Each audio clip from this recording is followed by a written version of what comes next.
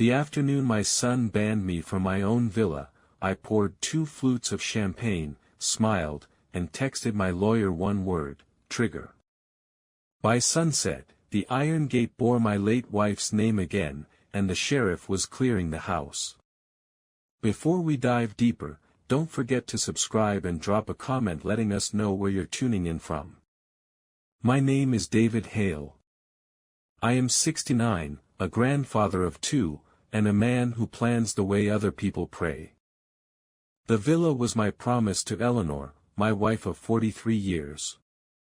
We built it after a trip to Positano, white walls, blue shutters, a lemon courtyard that made the air taste sweet. After her funeral, I decided the property would never be sold. Her gardening gloves still hang by the kitchen door to remind me that care is patient and precise. Before there was a villa, there was work, long, ordinary work that stains your palms and keeps your mind clean. I grew up in a rented duplex over a barber shop where the hot towel machine sang all day. My father was a machinist. He taught me that 1/1000th of an inch could separate a hum from a rattle. My mother hemmed uniforms at the kitchen table, measuring twice while the pot boiled once.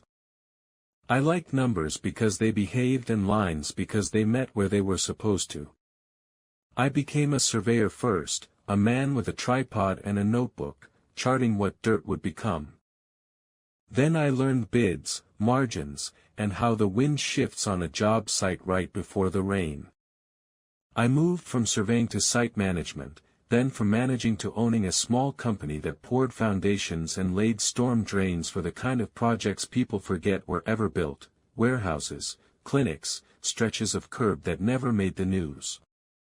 I did not get rich quickly. I got reliable. The first time a bank offered me a loan big enough to make me dizzy, I said no and slept like a river stone. Reliability is a dull virtue until it is the only thing holding a structure up. On paper I built concrete and conduit. In my head I built rooms for a life I had not earned yet.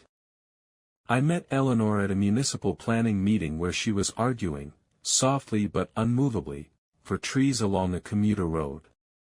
She was a school librarian who believed children find better futures when adults insist on shade. I fell for the steadiness under her kindness. We were married in a church built by men who used plumb bobs and their full names. When the music started, she laughed like someone surprised by joy but not unprepared for it. We rented first. We painted second. We learned third that love is less a feeling than a schedule. Our honeymoon was a weekend spent recalking a tub no one had cared about for years. We took turns holding the light and did not speak of romance as if it were fragile. Money came the way good brick sets, one course at a time, mortar thin and true. I kept an old ledger on my desk, paper, not digital, where I noted every contract in careful script, every cost with a margin so tight you could not slide a coin through. There were years when the rain did not stop and the phone did not ring. There were years when I watched competitors overreach and found myself hired to finish the jobs they had promised before gravity corrected them. I gave my workers hot coffee in winter and cold water in summer and paid them on Fridays before lunch so they could feel like fathers when they got home. When Scott was born, I measured the distance from his crib to the window and bought better hardware for the sash. That is how I said I loved him. Eleanor translated, as she always did, into words and touch. We were not perfect parents, but we were present. On Sundays the house smelled of roast chicken and library books. Eleanor taught Scott the alphabet and the names of birds. I taught him why builders snap a chalk line before they start and what happens when you ignore it. Later, when our granddaughter June arrived and then our grandson Owen, the house gained another gear, bathtub boats, picture books, and a song of little feet. Fathers, it turns out, hear that frequency forever. The villa was a dream we carried for 2 decades and pretended we were not carrying. We began as people who collected postcards, we ended as people who made sketches on napkins. On our 30th anniversary we took that trip to Positano, climbed a street so steep it felt like a question, and ate oranges that tasted like the sun had a voice. Eleanor stood before a stucco wall warmed by afternoon and put her palm to it as if listening. Later, on the flight home, she pulled the airline napkin from her water cup and drew a rectangle with a courtyard cut from the center. "Light goes here," she said. "And somewhere the lemons can survive winter." Back home I found a hillside lot the color of dry wheat that had been listed for so long the sign had faded. The city had ideas for it and so did the neighbors, but ideas yield to drawings and drawings yield to permits when you're patient and speak in measurements instead of adjectives. We oriented the house to the breeze. We set the blue shutters to bite the morning glare and relax by late afternoon. We designed a fountain that barely whispered so you felt it more than heard it. Eleanor chose tile that looked like sky when it had decided to be stone. We built slowly. I insisted on steel where others hid cheaper wood. I ran my palm along every doorway for splinters and every corner for true. On Saturdays, friends came to help lift and hold. On Sundays, Eleanor laid out sandwiches and marked where the olive trees would grow when we could afford them. When the walls were done, we walked the rooms barefoot and laughed at how footsteps sounded like a future. The day we planted the lemons, the soil smelled alive. Eleanor showed me how to crease the roots outward, gentle as you would untangle a child's hair. We moved in without ceremony. Eleanor hung wind chimes that made the same chord as the old church bells if you sat in just the right chair. Scott brought June to pick the first lemon, she sucked her cheeks in at the sour and demanded more. Owen learned to toddle on the cool tile.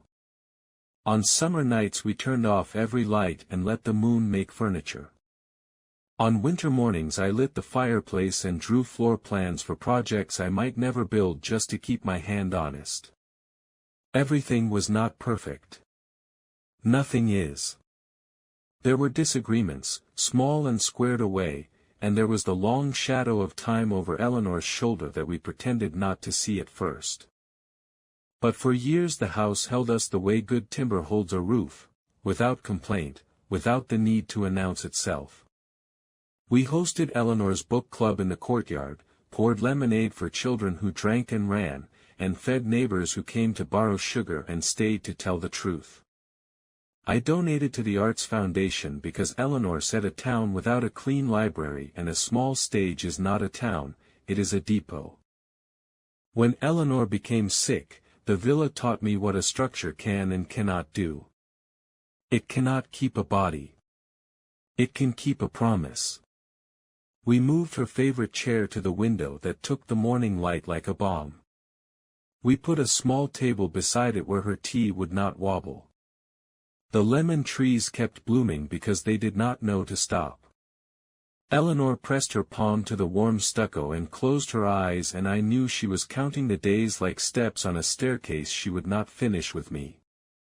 People say grief is a storm. I think it is a job. After her funeral I wore a suit to the county office and spoke to a clerk who had seen everything and nothing. I filed papers that made the villa hers in a way that would outlast me, and mine in the way a steward holds a museum key. I came home and hung her gloves by the kitchen door. They are faded now at the fingertips where she pinched thorns. I leave them there because patience leaves clues and precision leaves fingerprints. The house breathes around them. That was the life before anyone tried to rename what they had not lifted. That was when my son still came on Sundays for Eleanor's pies, when June and Owen disassembled the measuring spoons and I told them metal sings when it touches stone if you listen. That was when the gate was only a gate, the courtyard only a courtyard, and I believed that careful plans, honored, would make it always so. After the funeral, Scott tried to copy my steadiness the way a child copies a signature, getting the loops right but missing the pressure. He went back to work too soon, jacket too dark for summer, shoes polished like he was arming himself. He had made his way in brand strategy, a field that sells certainty in bottles without labels. Before Eleanor died, he had been good at it, calm in a room full of slogans, the one who could find the sentence that made a quarter feel like $1. After she was gone, his emails grew shorter and his eyes looked somewhere past the person he was speaking to, as if the next problem were always 2 feet to the left. He said he was fine. He was not. Tara leaned forward into the space grief left. Her family moves as a unit, parents, brother, aunt, cousins, everyone amplified by everyone else. There is comfort in that, and a kind of gravity. Dinners became gatherings, gatherings became logistics, logistics became plans that arrived as conclusions. They loved loudly and distributed needs like assignments. When I invited Scott and the children to the villa on the first spring weekend after Eleanor's service, they came with 2 carloads and a suggestion that we host her parents next time, to keep things easy on them. It was a reasonable request the first time. Reasonable requests, repeated, turn into new rules. Work shifted under Scott.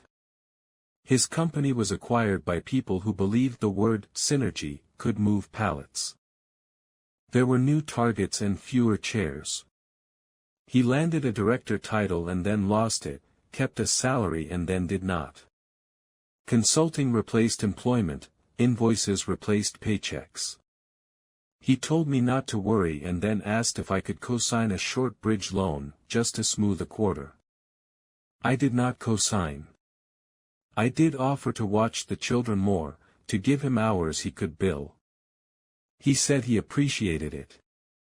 He brought them less. Their house grew while their margin shrank. They moved across town for a school with a musical program June loved and a robotics club for Owen, which meant a bigger mortgage, longer commutes, and a kitchen island Tara described as an investment in memory. When the interest rate adjusted and the new payment bit, the family calendar filled with Tara's relatives' birthdays, showers, and visits that slid from 2 nights into 4. I began to hear a new refrain in Scott's voice, we need more room on weekends. We need to give the kids space to run. We need to be together. Together often meant the villa. Tara started a shared calendar called Family Use and sent invitations with blocks labeled General Access. At first I accepted everything, it felt like kindness. But the blocks swelled and I noticed the names attached were rarely mine. Packages began arriving at the villa addressed to Tara's parents. A contractor called me to confirm the refresh on the guest suite that no one had asked me about. When I pressed Scott, he said it was a misunderstanding. He said Tara's father knew a painter who would make the place sing. He said the word steward like it was a compliment while repositioning the furniture in his head. Money talked louder as summer advanced. Scott sold a car and took on 3 clients. He joined calls from our patio because the light sells the pitch, and in the background I heard him describe the place as our family home by the sea to a man who signed checks. I did not correct him on the call. Later, I did. He apologized, surface quick, and then told me I did not understand how optics worked in his field. I told him I understood measurements and ownership. He said I was making it about lines when it should be about love.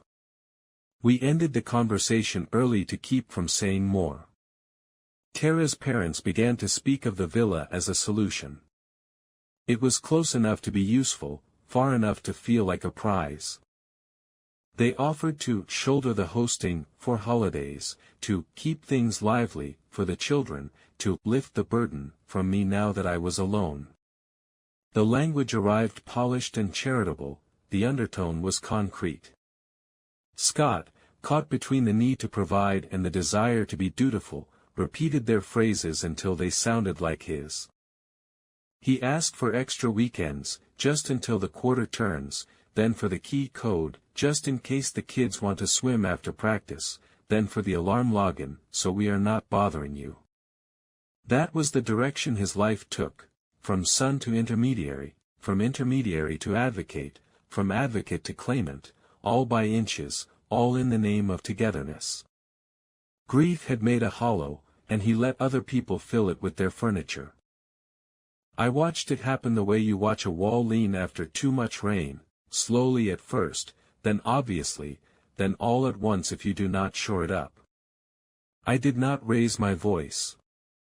I did what Eleanor taught me to do when a branch overreaches. I sharpened the blade and waited for the right cut. I was trimming the rosemary by the kitchen door when I heard Tara's mother at the side gate, her voice pitched low the way people speak when they believe they own the whisper. 2 weeks, she said.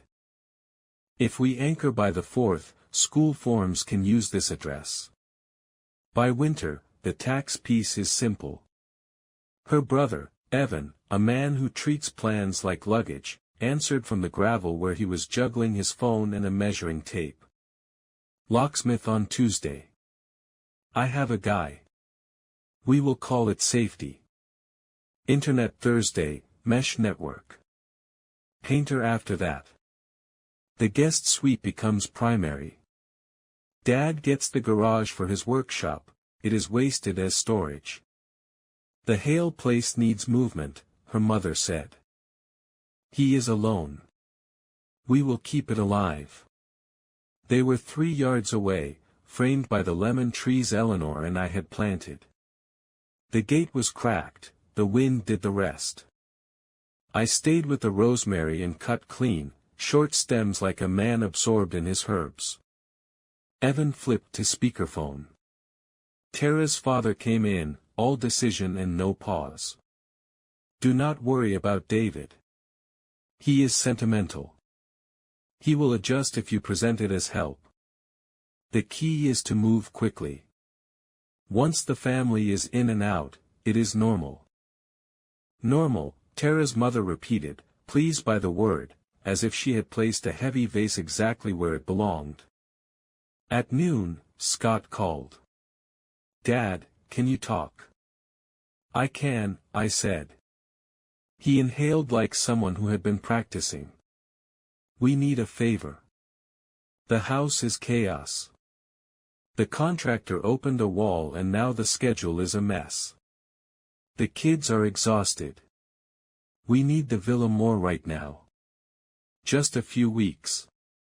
We will be out of your hair by August. Who is we? I asked, though I already knew. Us. The kids. Maybe Tara's parents for a few nights here and there to help with school drop-offs. Nothing big. We will keep it in shape. You hardly use it. I looked at the lemon courtyard where Eleanor used to set her tea to catch the light. I looked at the rosemary in my hand, the clean cuts. I heard Tara's mother's, normal, still hanging at the gate like a ribbon. All right, I said. Send me the dates. And remember the house rules, no parties, no modifications, and you let me know who is staying and for how long. Of course, he said quickly. Thank you. You will not even notice we are there. By 3 o'clock a pair of SUVs idled in the drive, air conditioners hissing. Evan walked in backwards with a rolling rack of clothes and called to someone to lift from the base, not the bar. Boxes labeled office and pantry went into the guest wing. A contractor I did not know took measurements in the hallway and asked Tara, do we want eggshell or matte? We can do the color the decorator sent. Tara stood in my foyer with a clipboard and a smile sharpened to an edge. Eggshell. And the locksmith is Tuesday morning. For safety. For safety, her mother echoed, placing a basket of mail on the console table as if the house had been waiting for a catch-all. I recognized the envelopes, forwarded statements, catalogs, and an insurance card with my address under a new name. I walked the perimeter of the courtyard with a watering can, the way I always do. Owen ran past with a kite under his arm, too happy to be the messenger of anyone's plan. June carried a stack of library books and set them on the bench where Eleanor used to read. In the kitchen, a cousin I had met twice tuned the speaker and found a station that made the ceiling fan seem to spin faster.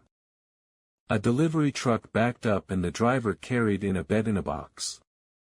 Evan directed him toward the guest suite and said, "Primary, down the hall." He winked at me, like we were co-conspirators. By 5, the shared calendar invitation popped into my inbox. Family use, recurring, all weekends through September, weekdays as needed. The note said, "General access. Please coordinate with Tara." A separate text from Scott arrived, "Thank you, Dad. This will keep us afloat." I replied with a single word. Noted. By sunset, there were wet swimsuits slung over Eleanor's chair, a cork in the fountain bowl, and a cousin's laptop on the dining table with a dock plugged into my outlet strip. I saw a taped paper on the pantry door, "Allergies, no nuts," and a set of sticky notes on the fridge marking shelves as hours and miscellaneous. When I reached for the drawer with the silver polish, I found a list taped inside: Monday painter, Tuesday locksmith, Thursday internet, Friday movers, small. I took my notebook from the cupboard and wrote the date, the names, the times, and the words they had used: safety, normal, primary. I set the notebook down and smoothed the page. Concern is a feeling. Structure is a plan. For the moment, I gave them time. The escalation, it turned out, did not need help. It had a schedule. Did not arrive like a storm. It arrived like labels. Day 3, Tara taped new names onto the pantry shelves: ours, kids, miscellaneous. She used a level. She meant it to look helpful. It looked like a map that forgot the old country ever existed. I peeled one corner up with my thumb and pressed it back down, the way you do with a bandage you are not ready to remove. On Wednesday, the locksmith came in a van with a cheerful logo and a clipboard. "Rekey for safety," he said, and smiled at me the way service people smile at a man they believe is a guest. I stood beside him while he worked. "No need to replace the hardware," he told Tara. "We will set a primary code for the household and a limited one for visitors." Visitors. The word went down like a small stone. I wrote the date and time in my notebook and asked him, in front of everyone, to add my code, the one I have used since Eleanor and I moved in. He did, polite and professional. That night, my code worked.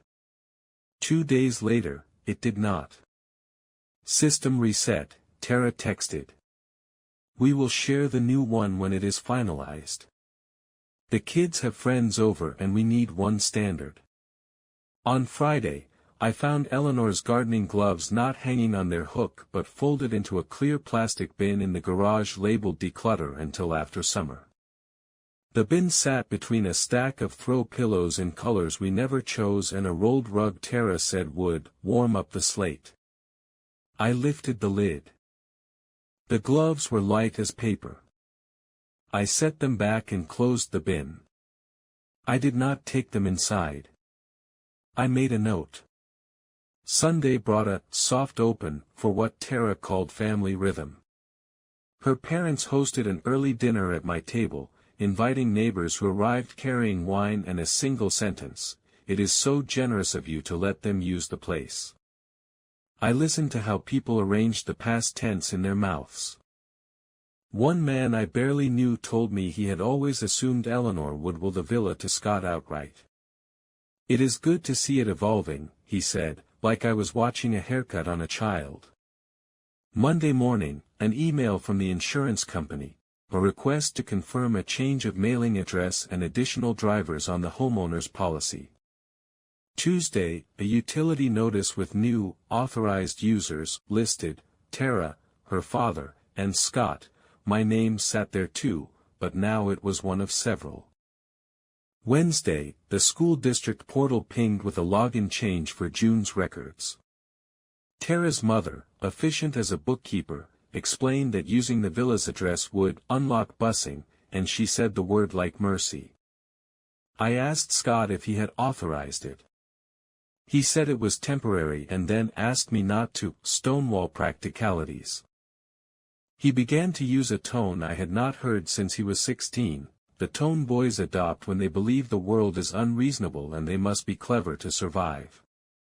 Dad, optics matter, he said, walking the courtyard during a video pitch, making sure the lemon trees sat over his shoulder.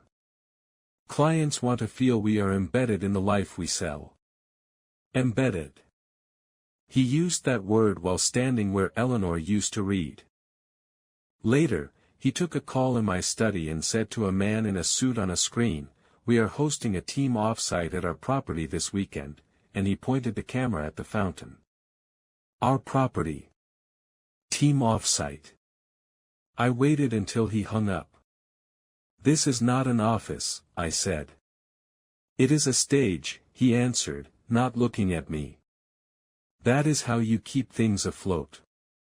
Everyone wins. Everyone. That word again, round as a coin, harder than it looks. The children changed, too. Not their hearts, their scripts. June began to ask, softly, if I would mind texting before I came by, so we can keep Grandma's space calm. The phrasing was not hers. She is 9 and she loves mess. Owen, 6, told me the stairs were a fall risk for older people, and that we want Grandpa to rest at his other house. His small face was earnest. He patted my arm the way adults pat strangers who cry in public. I nodded and went outside to prune one lemon shoot that had pushed too far into the path. It was not the child's fault that someone had handed him a line to read. It was my fault if I let the play continue without correction. By mid-month, a cousin I could not place unpacked equipment in the dining room and called the space content-friendly. A painter asked me where to put drop cloths and then, at Tara's instruction, painted over the nick in the hallway where Eleanor had bumped the ladder carrying a basket of laundry and laughed. I had left that mark on purpose. It was the opposite of damage. The matte finish swallowed it whole. Much cleaner, Tara said. We are keeping it alive. Keeping it alive looked like renaming. They moved the portrait of Eleanor from the stair landing to the guest room because eyes are creepy in photographs, then replaced it with a framed print of a city they had never visited.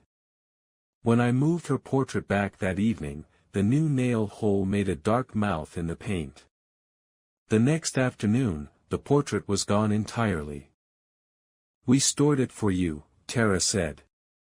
Pictures of the deceased can be triggering for children. I went to the garage.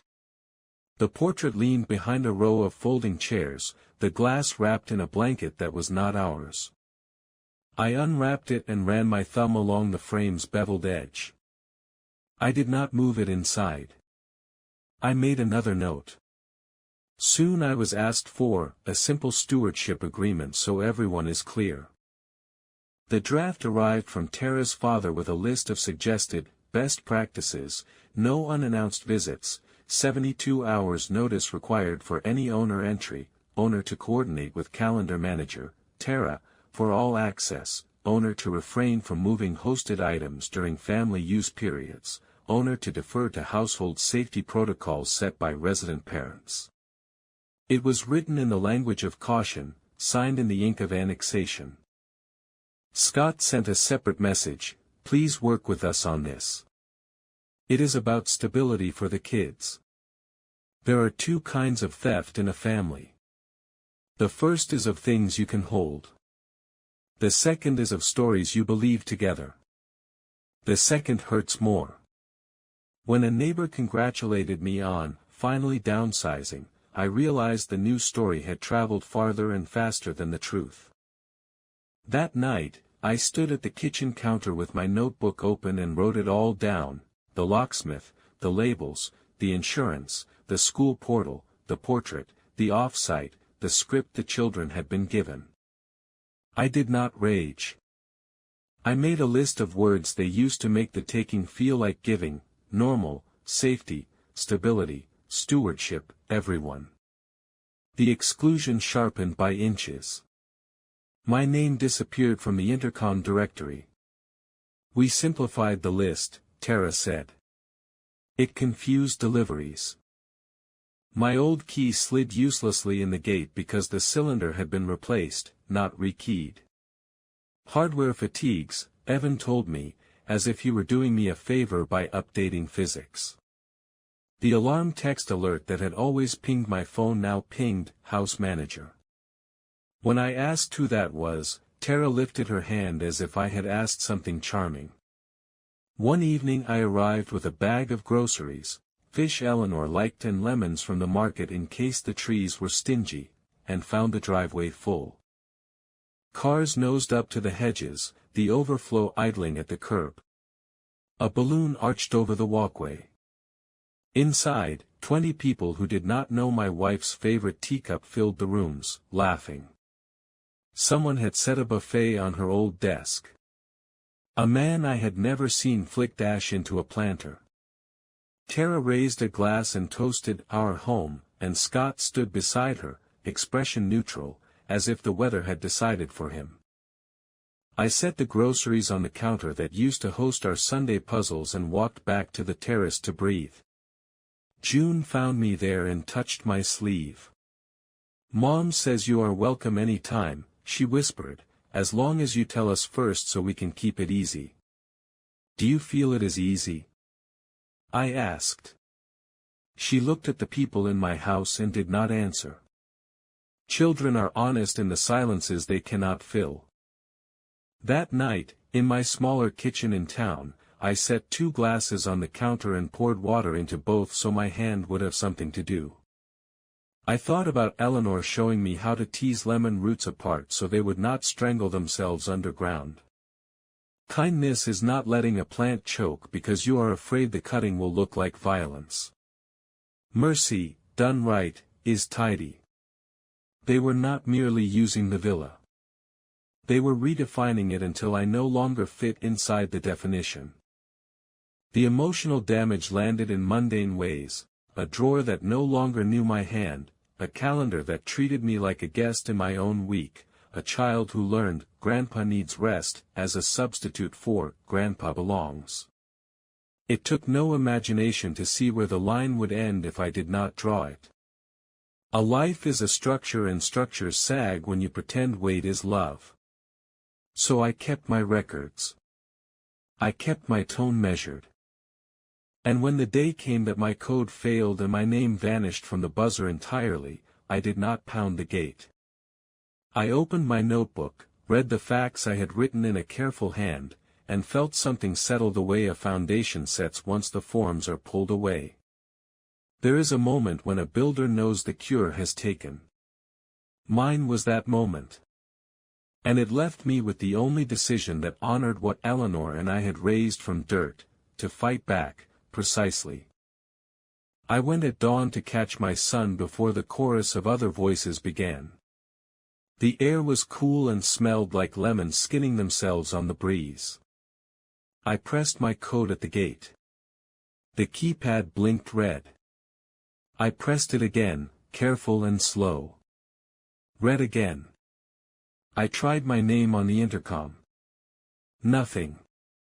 The new directory listed house, kitchen, and Tara.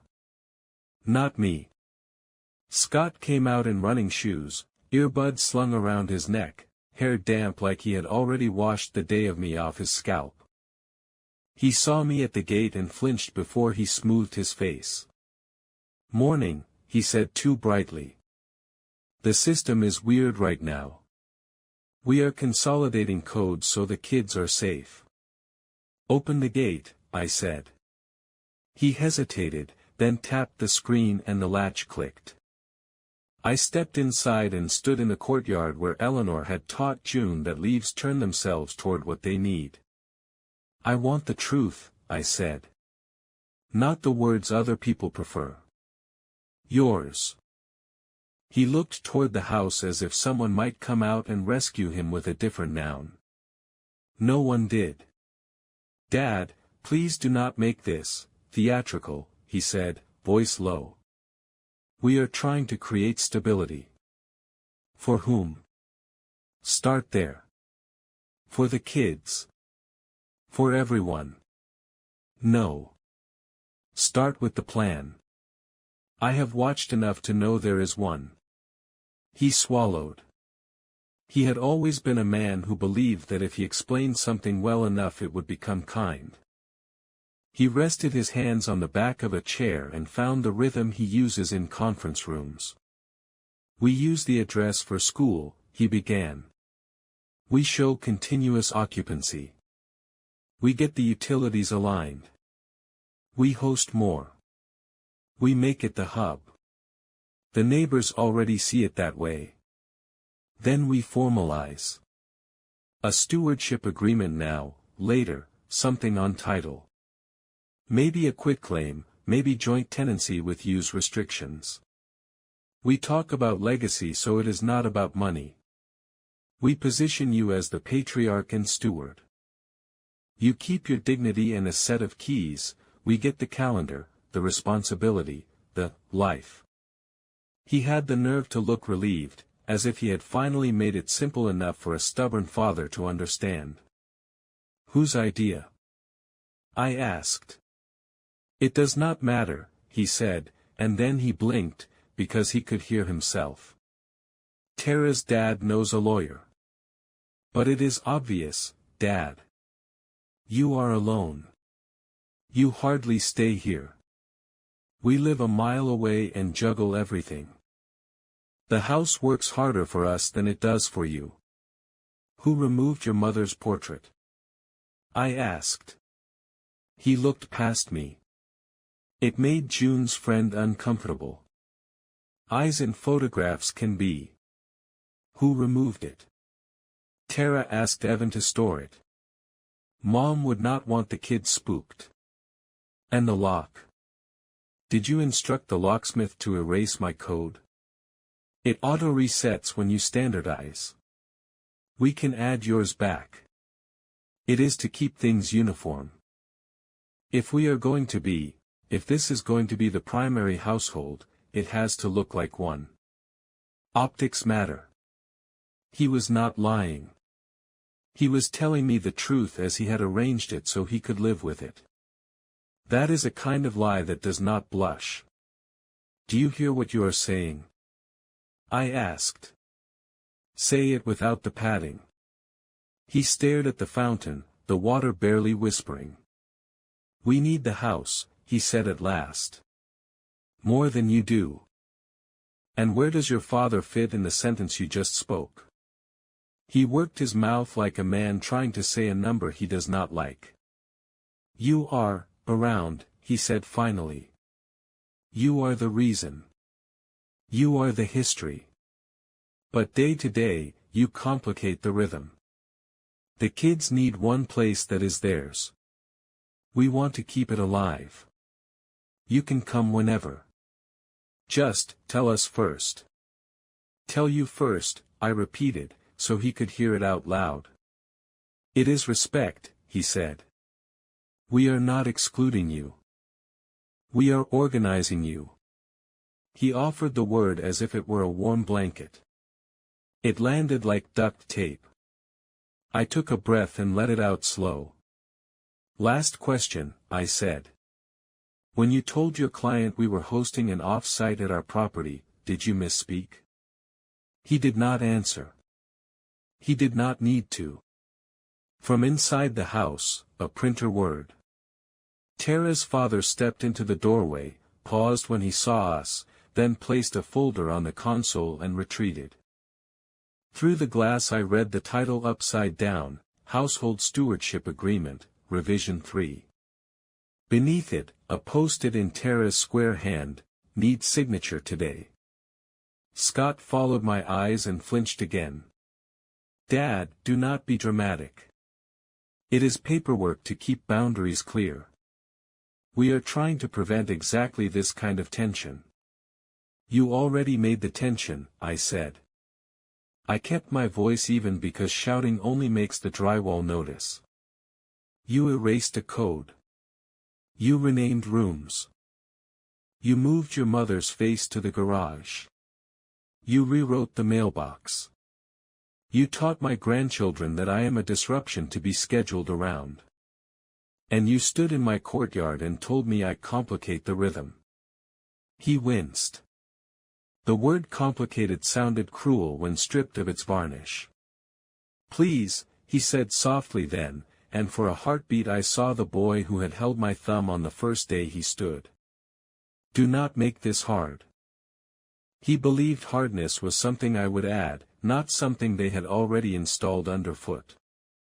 I looked at his hands on the chair, the same hands that once spread flour on Eleanor's kitchen table to roll out dough and now spread new definitions until mine no longer fit. I thought of the lemon roots Eleanor had taught me to free so they would not strangle themselves beneath good soil. "Thank you," I said. "For what?" he asked, confused. "For saying it out loud." I left the gate unlatched. On the sidewalk, the sun had lifted to the edge of the shutter and made a thin blue line like a chalk snap. The keypad blinked red again behind me. It did not matter. The cure had taken. The truth I had asked for and received was worse than a lock, it was a decision. And it was too late to pretend any of this had happened by accident. I drove home without the radio and parked straight, tires kissing the same chalk marks I have used for years to keep the bumper honest. In the kitchen I set 2 glasses on the counter and filled one with water and one with nothing. The empty one was for the things I would not say anymore. Eleanor's gloves hung by the door, faded at the fingertips. I took them down and set them on my desk beside the folder labeled, in blunt pen, "Eleanor's Legacy, Practical." Then I pulled the bottom drawer and lifted out the old plumb bob my father gave me when I was 20. Brass, thumb-warmed, honest.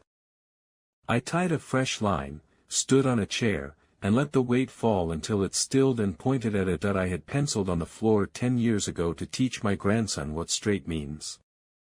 Vertical does not negotiate. It does not care about optics. It is true or it is not. I breathed with it until my hands remembered what they were for. The notebook came next. I turned to a clean page and wrote today's date across the top, then listed the words Scott had used like measurements on a plan: stability, organize, primary, everyone. Underneath, I wrote the words they hid: exclude, replace, rename, erase. I do not draw conclusions when I am angry, I draw lines. I photographed what mattered. The new intercom directory with my name missing. The labeled pantry shelves, ours, kids, miscellaneous. The contract on the console titled Household Stewardship Agreement, Revision 3. The allergies, no nut sign taped to my pantry like a deed. The new lock cylinder. The family use calendar invitation with general access in bold type. The portrait of Eleanor leaning behind folding chairs in the garage, blanket askew. Each image got a number and a caption in my ledger, the way I document a pour or a trench before the dirt comes back to hide what you ought to remember. Then I called my attorney. He answered on the second ring. "Yes," I said, and my voice sounded like the plumb line felt. "It is time." "Trigger?" he asked. "Trigger," I said, and underlined the word in my notebook once. We had laid the structure months ago, in clean, patient hours when grief was a task I could clock in and out of. The villa's title sat inside a trust in Eleanor's name, I am the trustee and life tenant. Recorded with it were 2 covenants tied to the parcel. First, I cannot be excluded, ever. Second, no one outside my bloodline can reside more than 48 hours without my written consent. Breach triggers my right of re-entry and an affidavit that reverts possession to the trust immediately. No yelling. No wrestling. Ink. Send me the affidavit template, I said. Prep the exhibits list. Request a civil standby for Saturday at 5. And I want certified copies of the recorded covenants ready to hand. I do not want to debate nouns on a sidewalk. He said he would handle it. I could hear his keyboard soften and speed as if somebody had opened a gate. I hung up and pulled the box from the hall closet where we keep things that matter after the person does. Eleanor's portrait first. I cleaned the glass with the edge of my sleeve and carried it to the car. The gloves went into a flat archive box with a sachet that smelled like her notion of laundry. The ledger slid on top. I drove to the bank and rented a safe deposit box, small and square and sufficient. The clerk asked me if I wanted to list an additional authorized user. I wrote Eleanor's name anyway. Paper can hold what air cannot. Back home I laid out clothes like a plan, the suit that is held up in courtrooms and christenings, the tie Eleanor said made me look stern and kind, polished shoes that do not squeak. I ironed the shirt not for vanity but for clarity. Pressed cloth helps you sit straighter under fluorescent lights where people mistake volume for authority. I sent an email to the Arts Foundation Eleanor loved. Subject line, Courtyard for Student Showcase. In the body, we would like to dedicate the Villa's Gate to Eleanor Hale this week. I can underwrite the plaque. Would Saturday work for a small unveiling? Best, David. The director replied so quickly I could see the warmth through the pixels. Saturday at 4:30, she wrote. We will bring the plaque. She attached a mock-up, Eleanor Hale Villa, gift to the Community Arts Trust. A smaller line beneath, Steward, David Hale. Steel letters, honest. I walked the small backyard and pruned the roses down to outward-facing buds. Each cut clean. Each cut with purpose.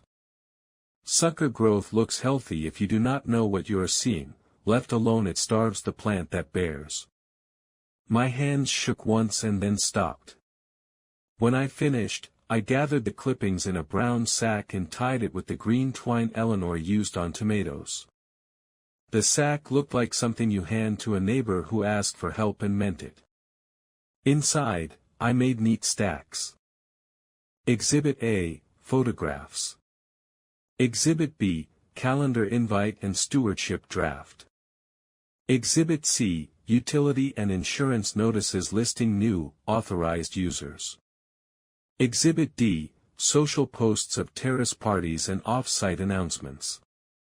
Exhibit E, a copy of the locksmith invoice, redacted only where the man deserves not to be dragged into someone else's lesson. I slid them into plastic sleeves and labeled each tab in careful block letters. I added a page at the front titled Sequence. 1. File affidavit. 2.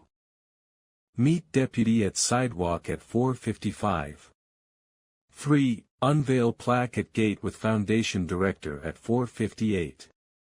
4. Press intercom at 5 o'clock. 5. Keep voice steady. A small, ridiculous impulse surfaced, to bake something, the way Eleanor would before any hard talk.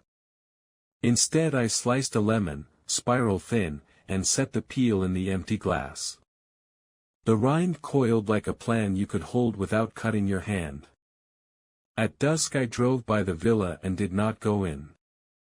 Children's voices carried over the wall, the music had that fraction too loud quality of people proving they belong by filling space. I stood by the hedge and watched the blue shutters blink as the light left them. Across the street, a neighbor watered his geraniums and lifted a hand halfway to wave, then set it down when he realized who I was. He had already rehearsed a new story and could not reach backward without dropping it. That, too, went in the ledger, not as proof but as a reminder that silence is a kind of compliance. I did not sleep early. I slept on time. In the morning, I went to the county recorder and pulled certified copies of the trust deed and covenants. The clerk slid them across the counter with the indifference of someone who handles the bones of every house in town. I thanked her and placed the papers in a folder like a man returning a tool to the peg labeled with its outline. On the way out, I bought a cheap carpenter's chalk line from the hardware store. In my office, I hooked it to one edge of the desk, stretched it across a sheet of drafting paper, and snapped it. Blue dust lifted and settled in a straight horizon. Above it, I wrote one sentence in ink, a promise kept. Below it, I wrote another, a boundary enforced. At noon I texted my attorney a single word so he would know the state of my head. Ready. I did not gloat. I did not rehearse speeches. I placed the plumb bob back on its hook and left the line tied, a quiet weight reminding the room that truth is patient but not passive. Then I hung Eleanor's gloves on the peg next to it so that when I reached for one, I would remember the other. By late afternoon, the bag with the rose clippings had begun to scent the room faintly green, like a garden teaching itself to be smaller so it can be strong. I carried the bag out to the bin and set it gently on top, as if the day could feel the difference between waste and pruning. The clock said 4. The plan said move.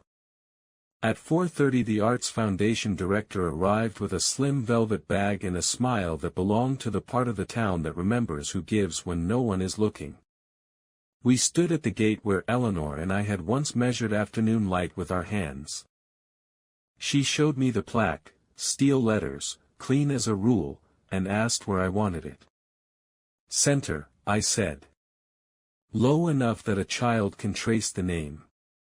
We fixed it to the iron with cold screws that bit and held. The velvet hung over it like a small curtain, waiting. At 4:55, the deputy pulled to the curb, took off his sunglasses, and read the affidavit I handed him. Certified copies were clipped behind it, the trust deed, the covenants with their simple conditions, the exhibits, each numbered tab in my careful hand.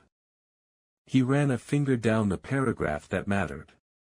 You want this calm, he said. I want it correct, I answered. He nodded. Calm and correct travel well together. Neighbors began to drift to their windows the way people do when the weather shifts. Across the street, the man with the geraniums was suddenly generous with his hose, as though rinsing concrete required both hands and his full attention. The foundation director stepped back, checked her watch, and looked toward the street where a volunteer with a camera raised a palm. At 4:58 I lifted the velvet. The plaque caught the late light. Eleanor Hale Villa, gift to the Community Arts Trust. A line beneath, Steward, David Hale. The camera clicked like a small metronome for dignity. At exactly 5, I pressed the intercom. Kitchen, a voice said. Terrace. David, I said. The owner. A pause, the kind that used to hold grace at our table. Then the gate latch clicked. The deputy and I entered the courtyard that once taught my son about shade.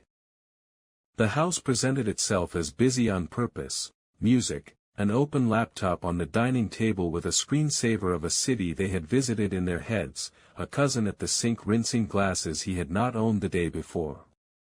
Tara stood by the console with the stewardship agreement I had seen at dawn, her father hovered in the doorway in a shirt with a collar stiff enough to make up for something. Scott came from the hall in a fresh tee as if a change of clothes could change a morning. Tara smiled quickly. David, this is not a good time.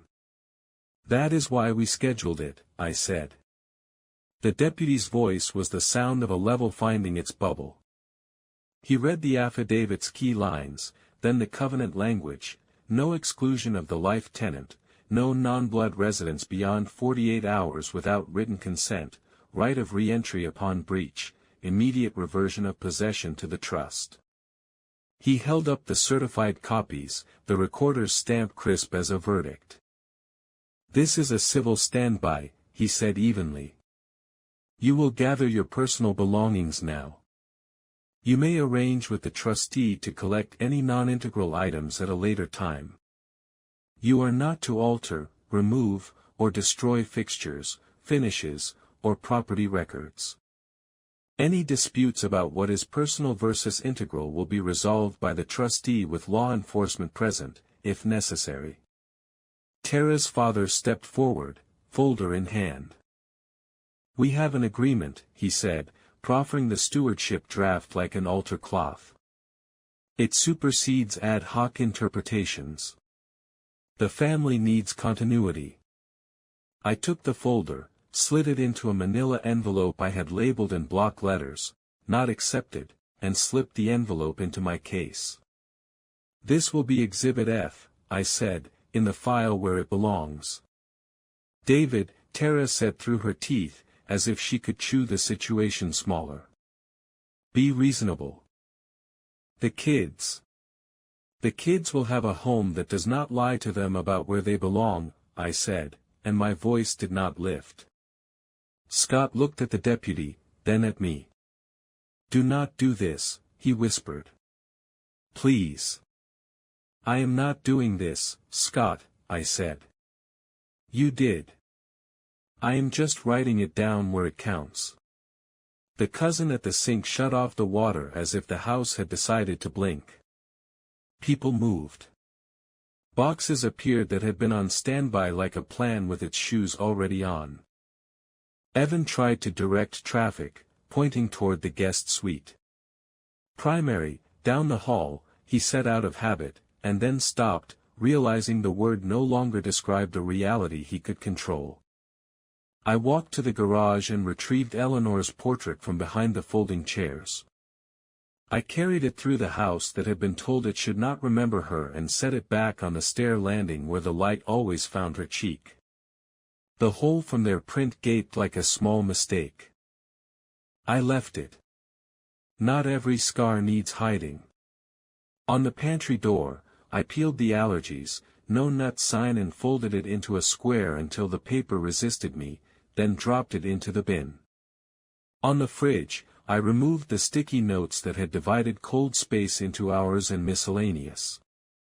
I replaced them with a single card I had printed the night before and laminated because ink should not smear when it carries a promise: blood family and invited guests welcome. No exceptions. The deputy stayed visible but distant, the way a good brace stays in a wall, supporting without showing off. When Tara's aunt moved toward the antique keys in the bowl by the door, his gaze touched her wrist and she set them back, a little too fast, as if one of the keys had singed her. In the foyer, the foundation director waited with the small hammer we had used on the plaque. Is there anything I can do? She whispered. Yes, I said. Stand by the gate with the volunteer and smile. People should see Eleanor's name when they look this way. She did, and neighbors did, and the story in the street rewrote itself with a sound like paper tearing once, cleanly. Tara started to argue in circles, then in spirals, then in a straight line aimed at pity. We have nowhere else to go today, she said. You have the house you live in, I replied. This was never yours. She turned to Scott. Say something. He opened his mouth, then closed it. The morning had already said what it needed to, and he knew it. His hands went to his pockets, empty of keys that were never his to keep. I set 3 envelopes on the console table. One was addressed to utilities and services. Inside were signed forms removing unauthorized users and reinstating mine as the sole contact for the alarm, the gate, the internet, the water, the power. Another was addressed to the school district's residency office. It contained a polite letter and copies of title and covenants clarifying that no one but me resides at the villa, with a note that any records to the contrary were in error and should be corrected. The third was addressed to Scott. It contained 2 items, a letter from my attorney, firm and factual, directing him to cease representing the villa as our family property, in pitches and public materials, and a photocopy of the trust instrument sections that mattered to him most, the no contest clause and the education provisions for June and Owen, funds held in trust directly for their schooling and health, protections from claims, clear as good glass. When he opened the envelope later he would see the line I had underlined, any beneficiary who challenges the trust or recorded covenants forfeits discretionary gifts and is limited to direct educational distributions for minor children. That was not vengeance. That was guardrail. Logistics, I said to the room, as if we were divvying chairs after a church supper. You have 2 hours to remove personal items. No furniture, no art, no fixtures, no electronics that were here before you arrived. Take your clothes, your devices, your photographs that are yours. If you are unsure, ask me. If you take something that is not yours, I will not argue. I will add it to the report and I will bill you for it. Payment terms are 30 days. If you do not pay, I will collect. We will be polite at every stage. Tara's father inhaled to object. I raised a hand, palm down, the way I used to steady a beam while someone scrambled for a second ladder. He exhaled because he had nowhere to put the breath. As they packed, I moved through the house resetting its bones. I reprogrammed the intercom, the directory now read gate, kitchen, study. I reinstated the code Eleanor and I had chosen when the villa first knew our feet. I scheduled my locksmith, the one who knows me, for 6:30. I left the front door open to the courtyard so the lemon trees could watch. The air smelled like citrus skin and dust, a mix of sweetness and work. Before they left, I stood by the gate with the deputy and the foundation director and handed Tara's father an invoice for unauthorized alterations and locksmith reversal, paint over restoration, lock cylinder replacement, network access audit. The sum was not small. The line items were exact. He took the paper as if it might curl and bite. You cannot be serious, he said. Always, I said. A cousin tried to slip an antique book from Eleanor's shelf into a tote. I reached out and took it back.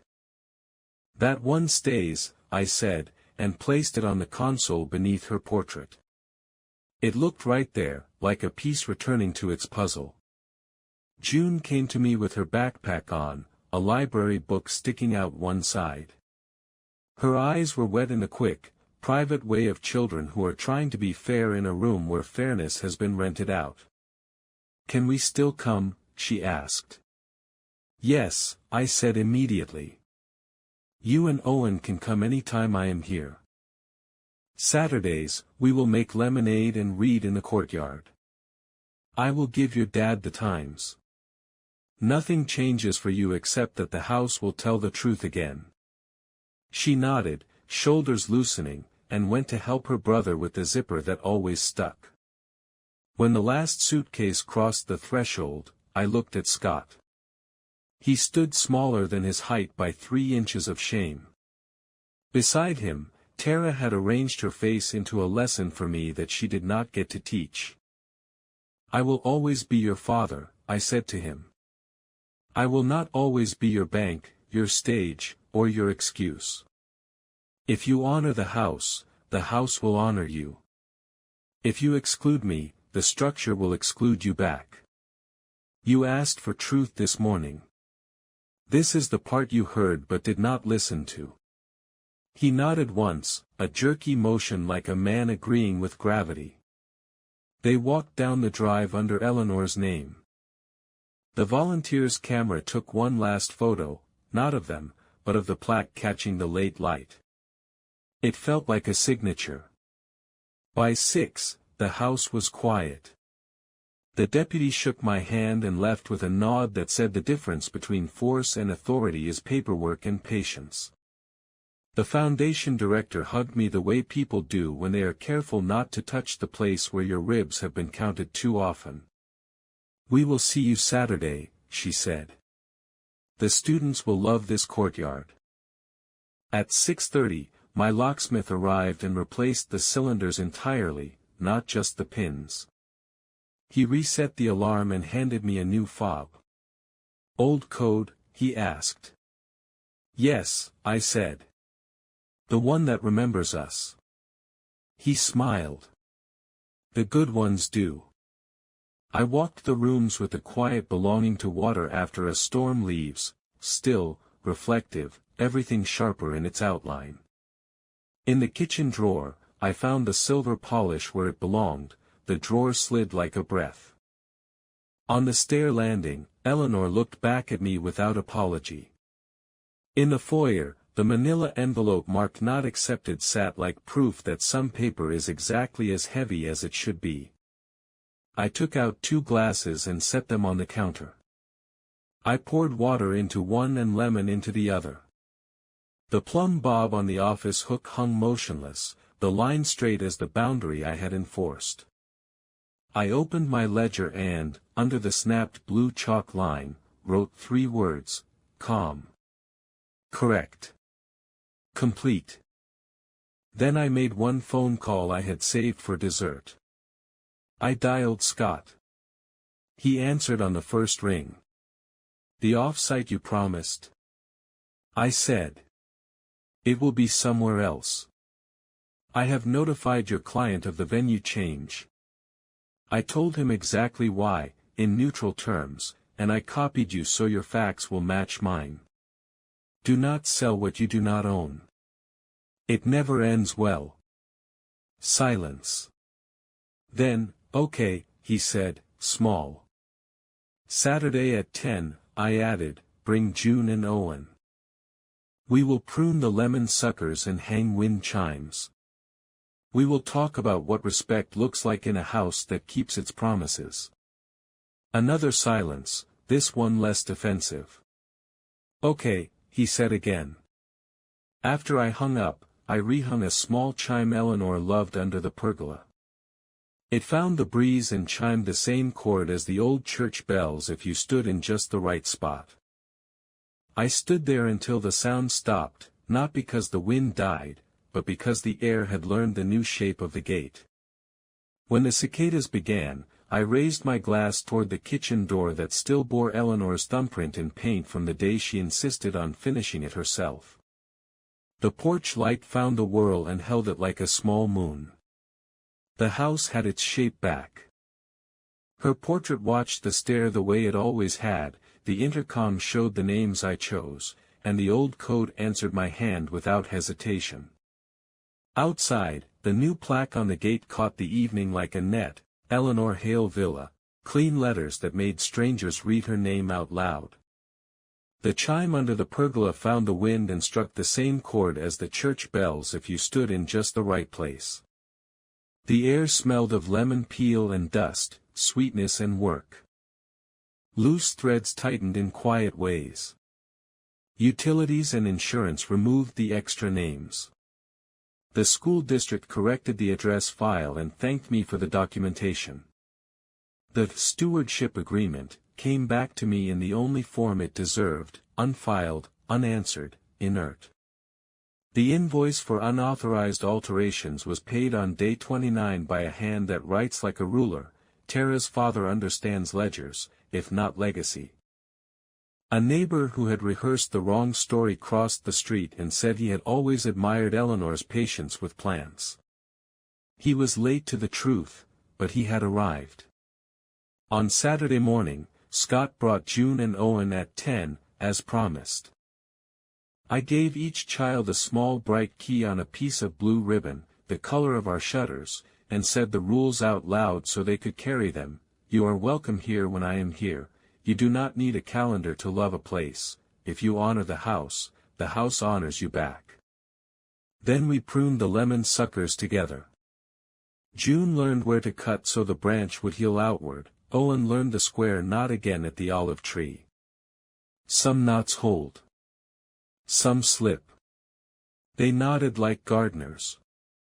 Scott stood a little behind them and kept his voice small. He said he was sorry without decoration. I told him I would always be his father and sometimes his teacher, but never again his stage. He understood. That was enough for one morning. There are repairs that belong to time, and there are boundaries that make time possible. By late afternoon the Arts Foundation students filled the courtyard with pages and strings. A girl in a red dress tested a violin phrase against the fountain and smiled when the notes came back warm. The director thanked me and touched the plaque with her fingers, as if letters could be braille for the heart. We announced 2 annual scholarships in Eleanor's name, one for books, one for instruments. I signed the endowment papers on the kitchen counter where we used to cut lemons, the ink drying in a breeze that smelled like the life we chose. Dusk gathered. I checked the gate, set the intercom to night mode, and hung the plumb bob back on its peg. The line stilled, perfectly true.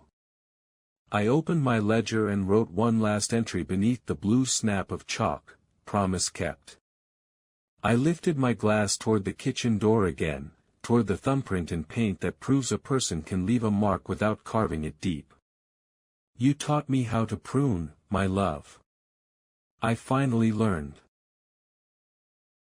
Hello everyone, and thank you for watching.